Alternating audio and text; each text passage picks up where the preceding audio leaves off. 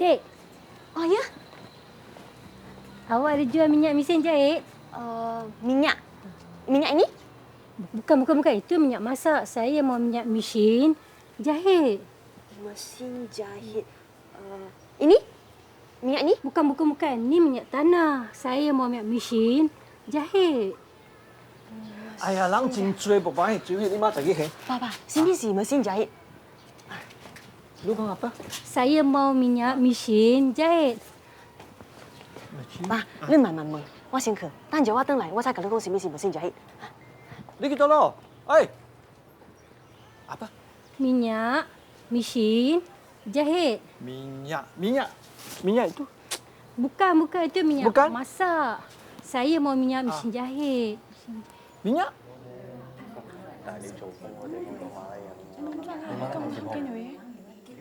跟嗰啲人穿差咁樣講，學翻嚟。哦，咁你咪好多馬拉朋友？冇㗎嚇，冇。呢集呢個冇。呢集同啲巴薩佬講。哦，佢哋都係講馬拉朋友。係啊，但係咁寫。你好冇？你好。你好。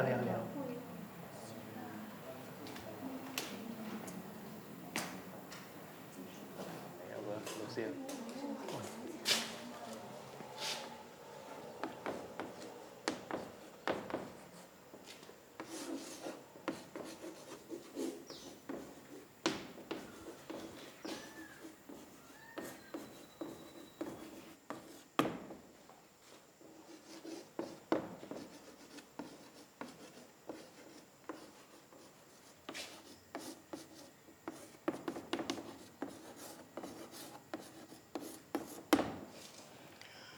Selamat petang. Saya Cikgu Samad, guru bahasa Melayu kamu. Siapa nama kamu? Di mana awak tinggal? Awak.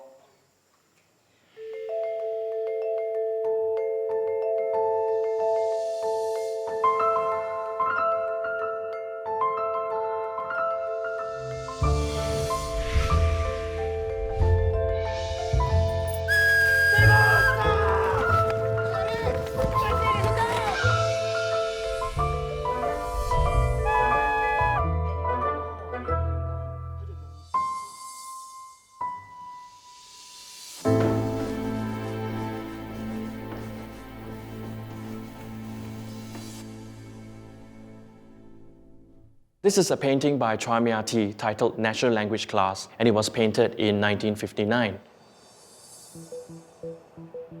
This painting depicts a classroom scene. You can see a cikgu, a Malay teacher, and a group of Chinese students who are learning Bahasa Melayu, or the Malay language, which is also our national language. One of the main characters of this painting is the young man who is standing, and he's holding a book and reciting. If you look closer, you will also see a mourning pin on his left sleeve. And that's rather interesting because it indicates that someone in his family has passed away, and yet he is still here, committed to learn the national language.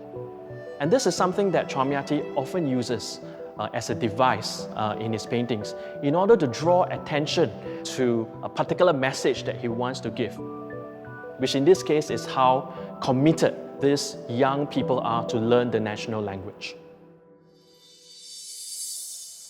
Awak. Nama saya Lai Foong Moi. Saya datang dari bus stop sebelah pasar. Awak orang pertama saya pernah jumpa yang tinggal di bus stop. Di mana awak tinggal bermaksud rumah awak di mana? Rumah saya di Hotel. Kalang. Nama saya Lai Foong Moi. Saya tinggal di Kalang. Nama saya Lai Foong Moi. Saya tinggal di Kalang. Bagus, sila duduk. 我叫陳永樂，我住響 McPherson。 Nama saya Chan Wing Lok. Saya tinggal di McPherson. 係啊，就咁啦。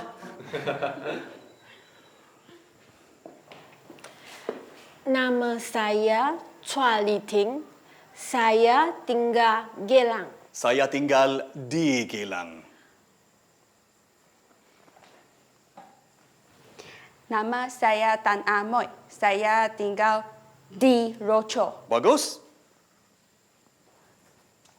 歹势啦，我是袂晓讲马来话啊。我的名叫Tee Xiu Cheng，我徛Tanjung Katong。Nama saya Tee Xiu Cheng, saya tinggal di Tanjung Katong. Nama saya Tee Xiu Cheng, saya tinggal di Tanjung Katong. Nama saya Fu Kok Hao, saya tinggal di Siglap. Oh, bahasa Melayu awak boleh tahan. Bagus. Tolong bantu yang lain kalau mereka tak faham. Boleh. Boleh? Nama saya Gan Chong Sing. Hari ini di Beach Road. Besok sini. Ini kelas bahasa Melayu, bukan hotel. Saya kira tukang jaga takkan benarkan awak pindah ke sini. Bukan sini. Di tepi kilang besi. Besok pergi sana. Pindah rumah. Ya, pindah rumah. Awak? Nama saya Wong Gabriel, saya tinggal di Paya Lebar. Bagus. Nama saya Lim Fong Ha, saya Gelang. Apa mesin jahit? Apa dia? Mesin jahit. Mesin jahit. Apa? Mesin jahit? 对不起啊。 Salah, mesin jahit. Mesin jahit.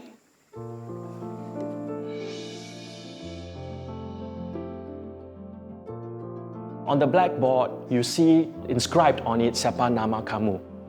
What is your name? And also di mana awak tinggal? Where do you live? These are two very simple questions, but they meant a lot in the 1950s, the late 1950s and the 1960s, particularly because this was a period of Malayanization. This painting embodied the aspirations towards independence, the aspirations towards building a new multiracial, multicultural society that was to have a new national culture.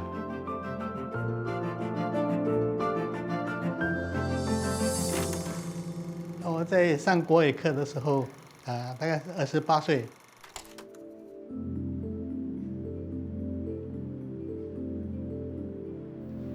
当时我住在给朗那一带，当时的邻居都是马来人，所以在沟通上就成问题了。一般的马来语还可以讲得通，但是深一点就听不懂，也不会讲。 就上月学，去学这个马来语。后来我觉得，哎，这个不错，这个题材不错，可以把它画出来。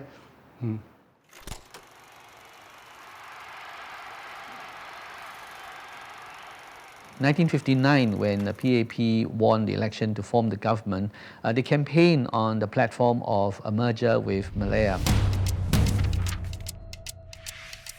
The government had already put in place certain concrete plans to create the Malayan person in Singapore.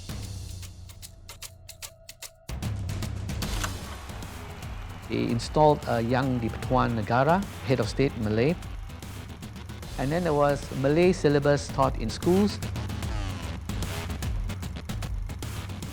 There was a Malay advisory committee to talk about how to promote Malay culture, Malay education.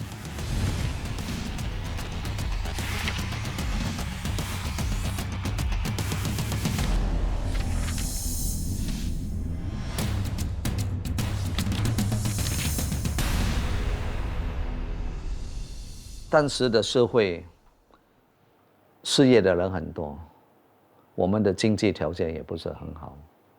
那么要怎么样使到我们的社会各个不同的种族之间更加的凝结在一起？所以政府当时就认为要有一个共同的语言。那共同的语言，但是最能够接受的、最能够被普通人都会讲的，就是马来话。 所以就在那个时期，就大家都有一股学习马来文的那种意愿。教育部当时开办马来语班，12750个人报名。哎，这工作晚上去读夜校的，不简单呢。那中华总商会也扮演他的角色，开一些商业马来话。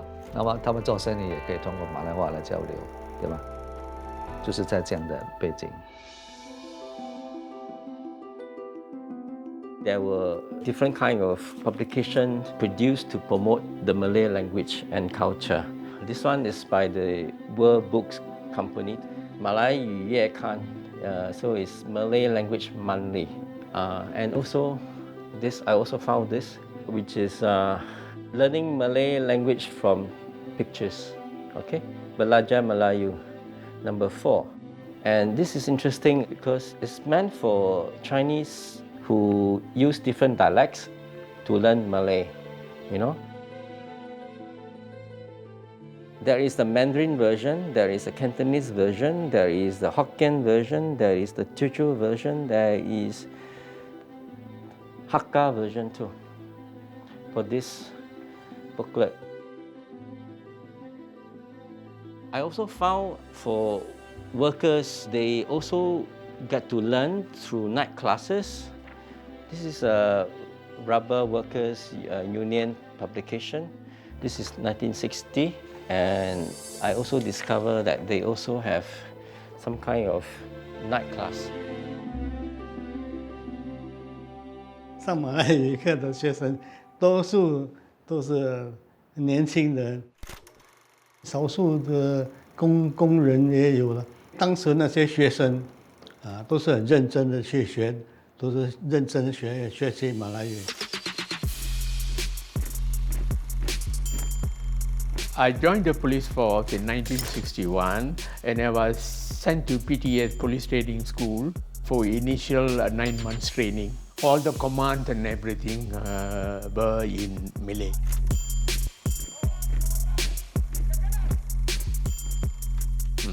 And also the instructors are mainly Malays. They came from Malacca, Johor and all that, you know. As a probationary inspector, the probationary police inspector, which I was then, I have to pass Malay Standard 1 and Standard 2. 2 is quite tough, equivalent to Sec 3, Sec 4 level. So 2-3 of us probationary inspectors engage a Malay tutor to help us learn the Malay language only for the purpose of passing the exam. 那时候警察局，警察都是马来人，所以你到警察局要报案要什么，一定要马来话，英语他们听不懂，所以那时候要学美。60年代，当我进入公务员的体制，那时候我们都要考马来文的 Standard 1。如果你考不到，几年里面你可以被开除的啊。我曾经在巴萨做生意嘛，我在菜市场，所以我对马来语比较能懂一些，甚至还有有一个马来朋友骑3轮车的，还教我唱马来语歌啊，好像什么Kopi susu gula pasir, kopi susu gula di pasir, jikalau jiwa sayang, aduh jiwa sayang, jiwa mani terpayang-payang， 这是他们教我的马来语歌啊。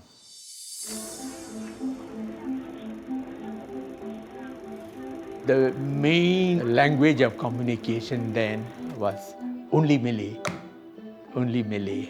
大家的马来语不是很好，就是钱啊、数目啊、东西啊这些名词啊，会讲马来语会讲得好的人很少啊，所以交流方面都是语言障碍，没办法真正的沟通啊。Bahasa Malay was actually the language that is used to communicate interracially. Indians and Malays will speak in Bahasa Malay. Chinese and Malays will also speak in Bahasa Malay. Chinese and Indian will also use Bahasa Malay. So you could say that the street language, interracial street language, was Malay language, was some version of Malay language. It was the one language that sort of glued the different races together.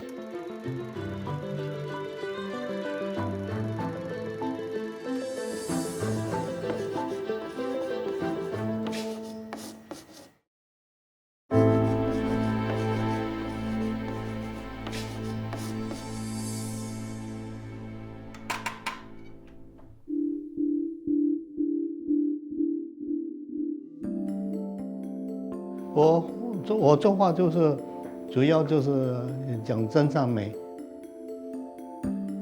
我的画必须是真的、写实的，不是抽象的，不是想画什么就画什么，而是真实的。那么善呢，是指动机是好的，就是那个内容必须是对人有益处的，对社会有贡献的。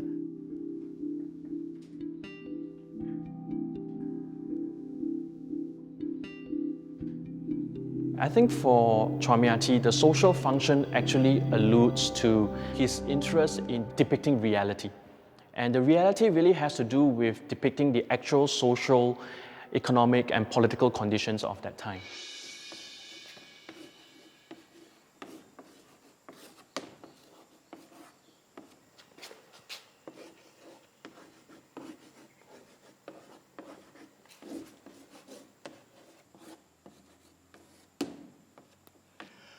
Kenapa awak belajar bahasa Melayu?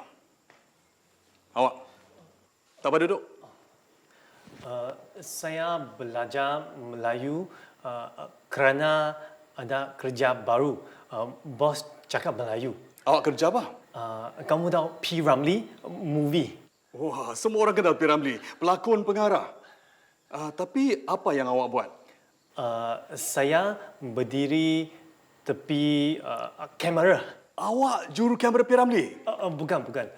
Saya tolong juru kamera. Jadi awak penolong juru kamera? Bukan. Saya tolong penolong juru kamera. Wah, sulit betul kamera ni ya. Banyak sangat pakai penolong. Awak?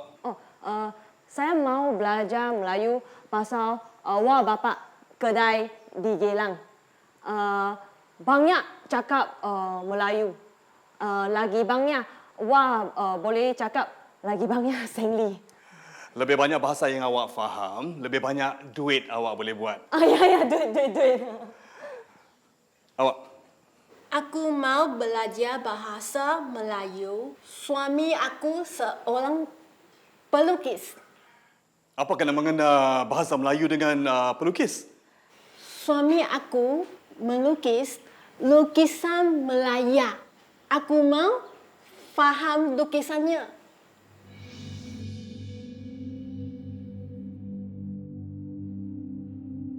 Mr. Chua Mia Tee was very much acknowledged as an important social realist painter.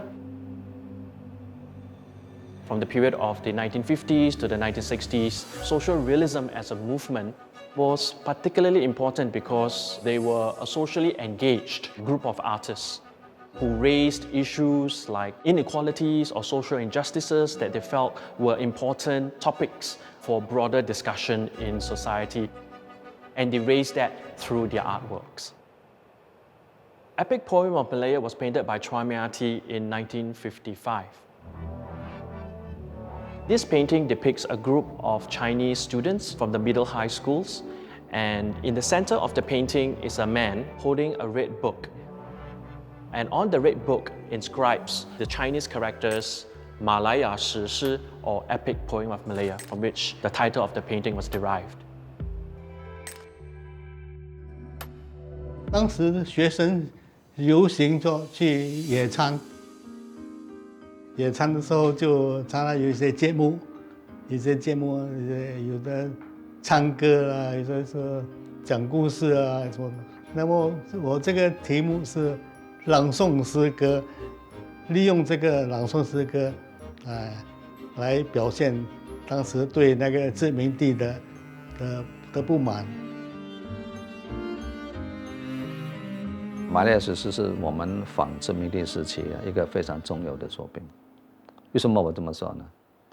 我们看整幅的作品，整幅的油画，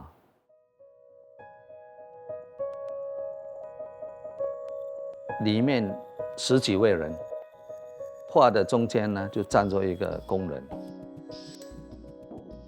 他的手势还有他的动作都非常夸张的。周围的学生都是充满着每个人有每个人的表情。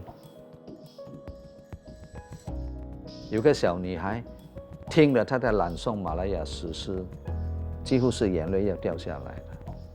在她后面的一个小男孩子，听到啊2只手淹掉他的眼睛，我在猜想他哭了，觉得不好意思开掉它。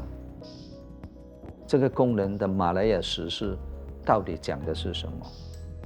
根据我的理解，我想就是在讲述100多年来殖民地政府对我们这个地方的种种不公平、不合理的事情，所以他们听得非常感动，每个人都很悲伤。那悲伤的背后就是什么？我们应该团结，走向我们独立的大道。那么蔡明志在处理这张画的时候，后面整个乌云满布，那是代表着时代的黑暗。但是蔡明志很聪明的，他也在留一些空白，留白就是代表着在黑影之后，我们还象征着光明。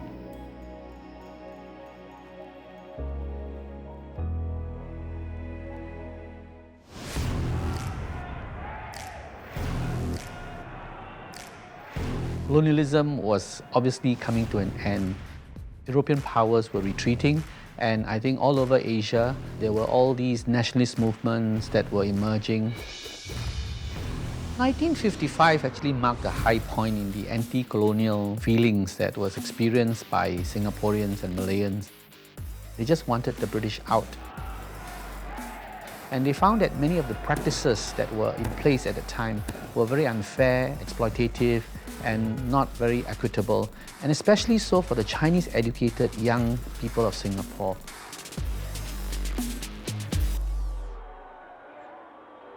我们办殖民的时候都是在学校，那时候的报道应该是1954 5月13号513，我们要去跟总督谈判那个当兵的事情嘛。50年代的时候，我们也是年纪轻，人家什么我们就跟，而且那时候中国刚刚解放出来，毛泽东对我们说每个很羡慕中国。那时候我们的思想都是中国人，不是新加坡人，明白？ Prior to 1946, right, most of the population in Singapore, no matter what race, were still externally oriented to their so-called homeland. So the Chinese would be, until that point, still thinking of themselves as Chinese, meaning with reference to mainland China. So in terms of both political and emotional investment, the community is still invested externally. 学校也是鼓励学生报效祖国。那么你要去很简单，你只要去中国银行那边登记，他给你50块现款，给你传票，你可以回。本来我是有想去，后来我就想到我家里一个母亲没有人照顾嘛，然后我去的时候，我家里怎么办？所以变成我考虑了，我就没有走。 From 1959 onwards, there is the beginning of a possibility of making Singapore the home. The merger actually promised citizenship for Singapore. So in that sense, I mean, the population had now been able to shift their sense of permanence, sense of citizenship to the island for the first time. PAP played on Merdeka independence. 一上台，李光就是Merdeka一句话而已，他没有其他的。哦，那个口号是最出名。He start Merdeka, Merdeka, Merdeka, no, and the crowd will respond. 我会看到每个就举手跟着Merdeka, Merdeka. Oh, the energy of the rally, very intensive, I would say, very intensive. And the rally, the speakers were very fiery. Saudara-saudara, saudari-saudari setanah air, Merdeka! Lagi sekali yang bersemangat Merdeka! 新加坡1959年6月3日我们成为一个自治。 If you look at sort of official history of Singapore, there's a tendency to play up the Chinese educated as the activists in terms of decolonization struggle. I think that that's reasonable because the Chinese educated has the most grievances. In some ways, their education were never recognized by the colonial government, so the employment opportunities in the civil service was very limited. In 1959, in my perception, there was a gap or difference between the English educated and the Chinese educated, and it was very openly manifested.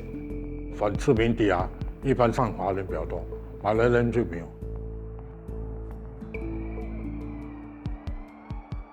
很少听到他们参加。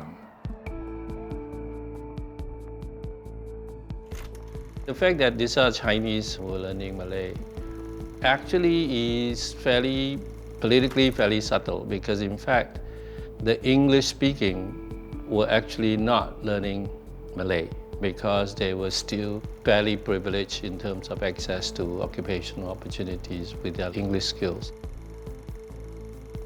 The Chinese were much more mobilized, much more politically activist. They also link up with trade unions. But it's also not fair to say English educated students were not politically interested.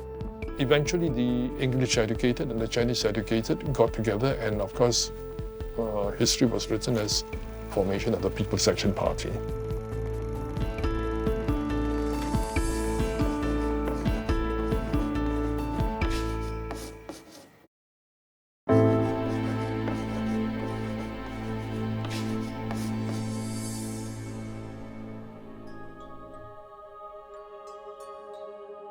当时我想象，我凭记忆跟想象把它画出来的。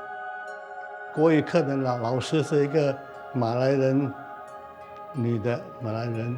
那么这个男的是我的朋友Helmed阿力，他是印尼人。最右边那个是我的太太，其他的这些人物都是朋友啊，这形象让他画出来。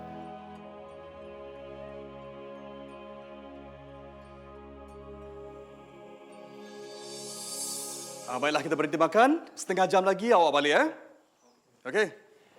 對面有間嗰邊人咧，今朝早經過睇到好多人喎，要唔要試下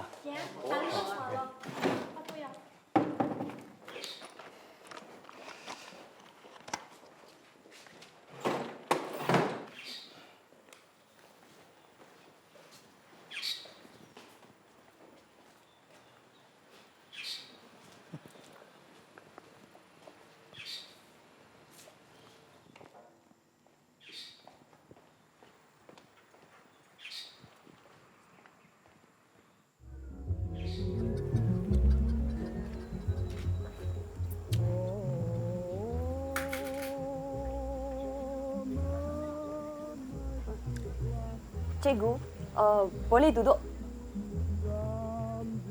Silakan.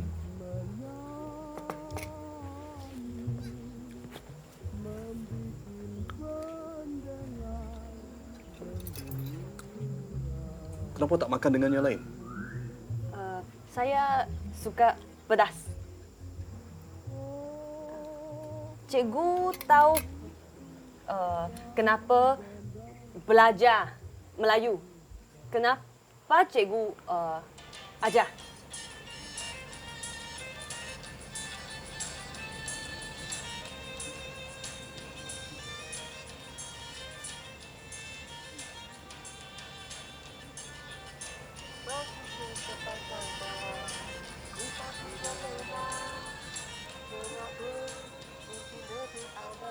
Bahasa Melayu ni bahasa yang cukup indah. Kalau kita tak kongsi, itu lokek namanya. Hah?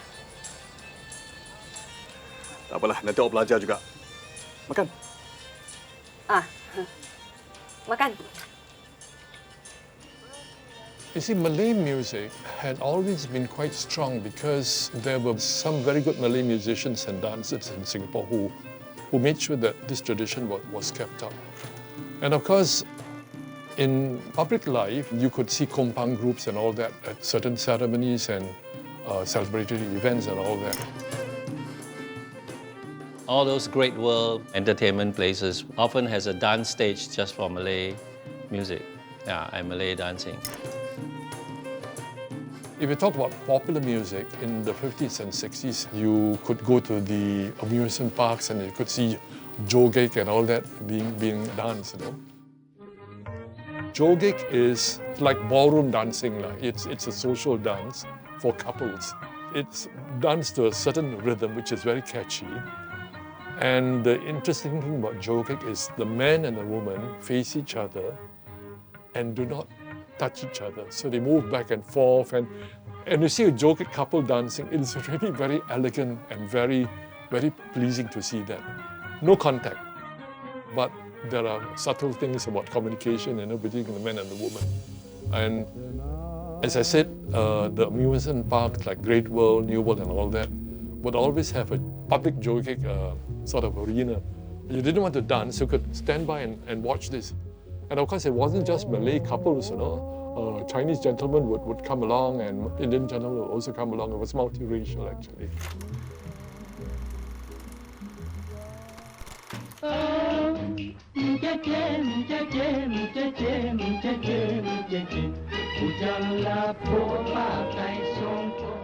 You know, Singapore in the 1950s and 60s, in my view, was a lot more multicultural than we are today. And that's a personal view. Very popular Malay films were made in the 1950s and 60s. If you look at the film history of Singapore, people always talk about the golden years of Singapore cinema. And the golden years of Singapore cinema is largely Malay films. Malaysia and us still fight over who owns P. Ramlee, right? He was an extremely popular director, actor, songwriter, composer, singer, and so on. Extremely popular. So these Malay films had appeal beyond the immediate Malay community. I cite one example, you know, the movie Pontianak. I remember as a child, I didn't understand the word of Malay, but I would be very fascinated by the movie, the horror movie Pontianak. It was so popular that, you know, it was even dubbed in Cantonese and shown in Hong Kong. Zubir Said is an important musician because he was the first Singaporean film music composer, that's for sure. And of course, he wrote a lot of songs. He wrote the Children's Day song, Semoga Bahagia. If you talk to people who were schoolboys and schoolgirls in the 90s and 80s, they all remember this song, certainly, you know, and it's a very familiar song, you know.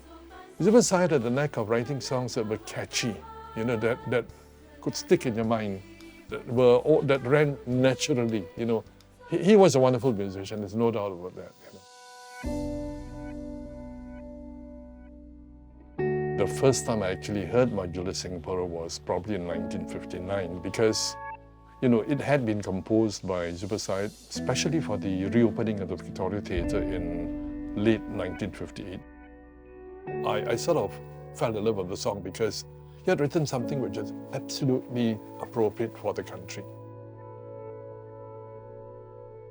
I felt it was a beautifully written song, you know. Zubir Said had produced arguably the best song he'd ever written.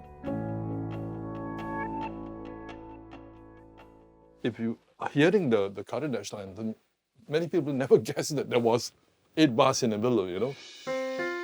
Let me say, the national anthem actually consists at present of a verse and a chorus. The verse is 8 bars long.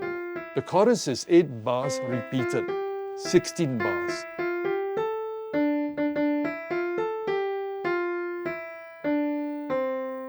Now, Zubir Said's original Majula Singapura had a verse that was 16 bars long. So how did he shorten it? He took off the middle 8 bars and shortened it from 16 bars to 8 bars.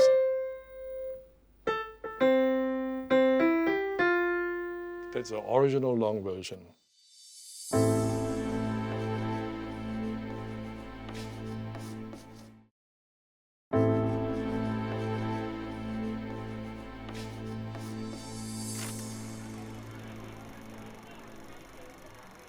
Singapore is a very small country. Late 1950s, population of 1.2 million, rather poor people. So you needed markets. So one of the primary motivations of a merger with Malaya was to create a common market with Malaya so that whatever is produced in Singapore could find its way into the Malayan market, which is much larger, without tariffs. So I think that was one of the primary economic considerations of the time. With 10 million people, merger and Malaysia bring a better life for you and your children. Your family's future is in your hands. Ask for merger with special rights.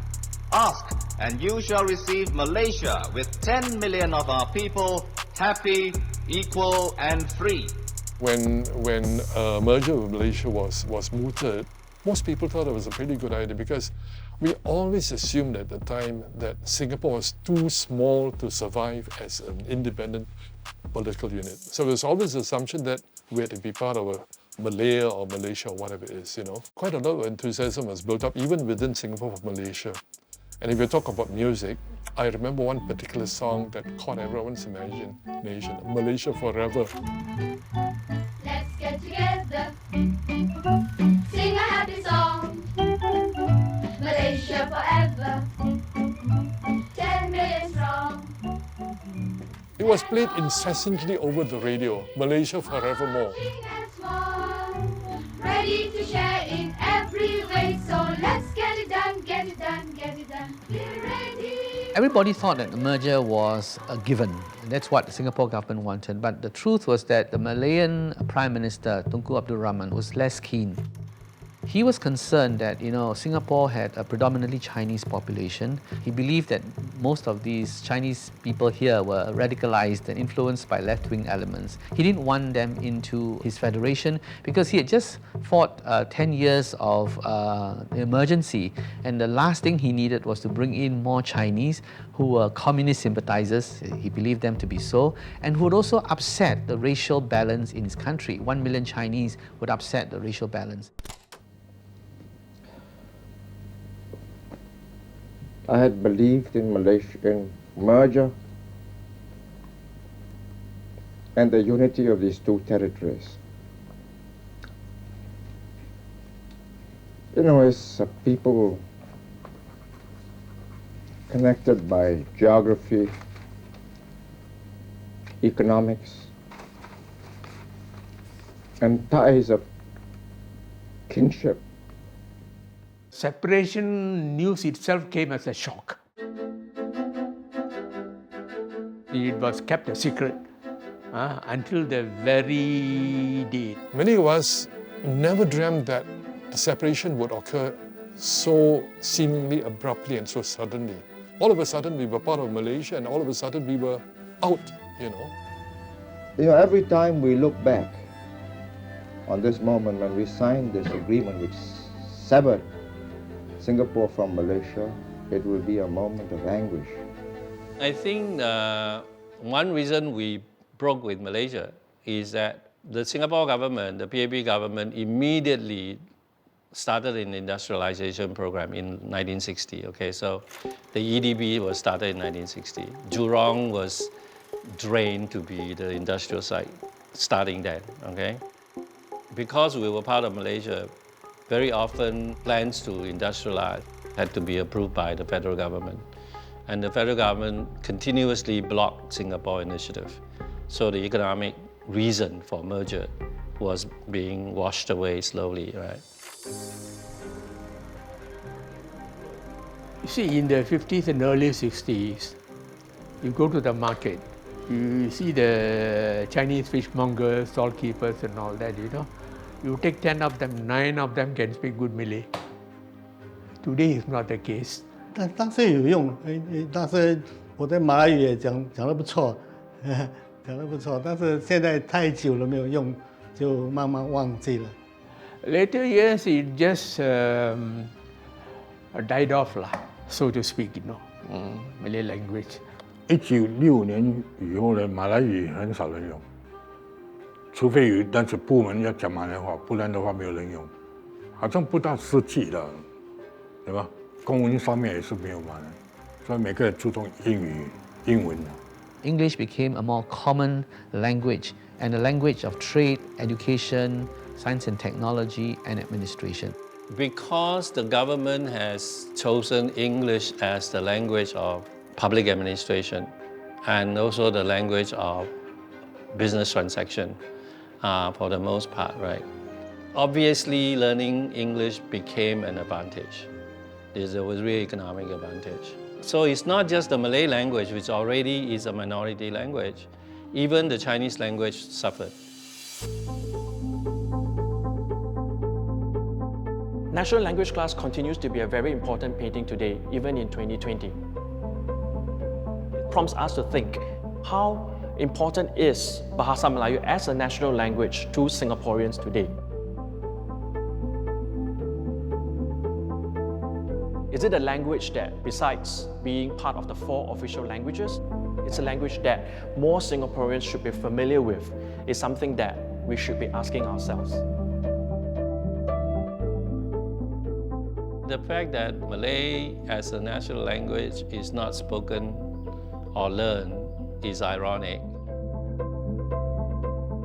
Also, thinking about that painting as anticipating the future collapsed fairly quickly. So yeah, ironic in the sense that the future that it anticipated was never realized, right? And it was just a disappointment.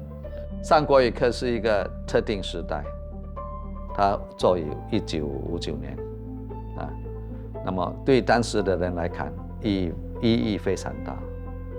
今时今日，对我们来说，它就是一个历史的产物而已。Right now, how many young Singaporeans, if you were to ask them, would want to learn Bahasa Melayu? And I don't think the answer would be a lot. When I look at the painting, a great opportunity at the time, captured the mood of the time, but now looking back, a lost moment, if I could put it that way.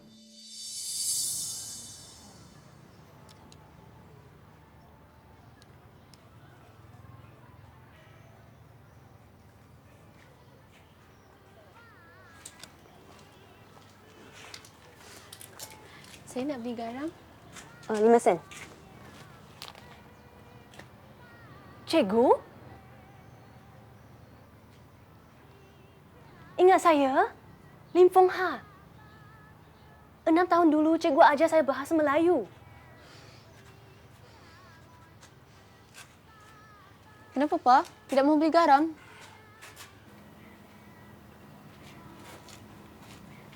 Kenapa dengan cikgu? Bapa saya tidak boleh cakap lagi. Dia ada kanser tekak. Cikgu? Cikgu? Cikgu?